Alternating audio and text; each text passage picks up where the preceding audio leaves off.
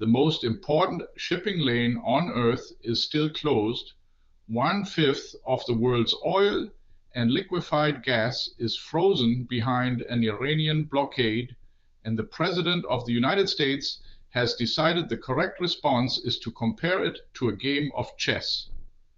From Berlin, this is the moment worth pausing on.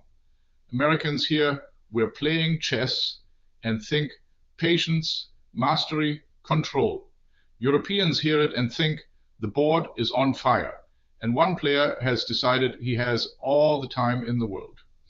When your economy runs on energy imports that pass through the Strait of Hormus, it'll sort itself out is not a strategy. It's a shrug with a nuclear return address. Here is where things stand. President Trump told the American outlet Axios that the United States is holding back, negotiating, in his own word, half-heartedly. His plan is not more bombing. His plan is time. He is betting that Iranian inflation, a currency in ruins, and an American blockade of Iranian ports will simply grind Tehran into agreement. It'll sort itself out. It always does. It's like a game of chess.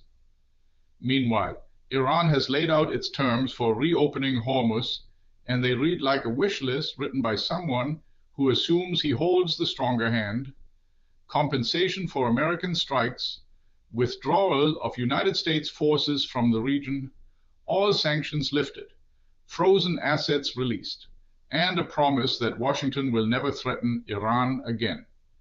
Trump waved it away. Iran, he insisted, is in bad shape, and here's the quiet part.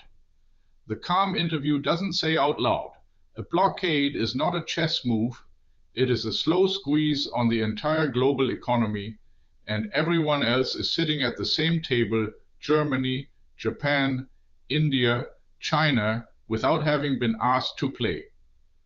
Iran, for its part, is not waiting for the American clock. It has been negotiating separately with Oman, the country sitting directly across the strait, to work out how ships might pass. Iran says a deal was reached. Trump claimed his administration was involved. Iran denies it.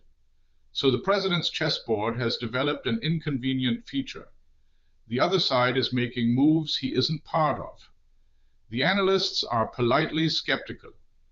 An Israeli-Iran expert noted the obvious: economic pain, however real, rarely forces a state to surrender its core strategic interests, and Iran has declared control of Hormuz to be exactly that. A German Middle East specialist put it more bluntly, describing the American approach as something close to cluelessness dressed up as patience. Britain's Maritime Security Authority reports that the Revolutionary Guard is still harassing and attacking commercial shipping, precisely to prove the strait belongs to Tehran. So yes, it may be like a game of chess, but in chess, you don't get to call it a masterful long game simply because you've stopped moving.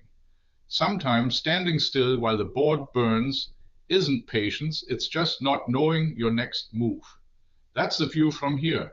What does it look like where you are? Drop it in the comments and subscribe for the perspective American media won't give you.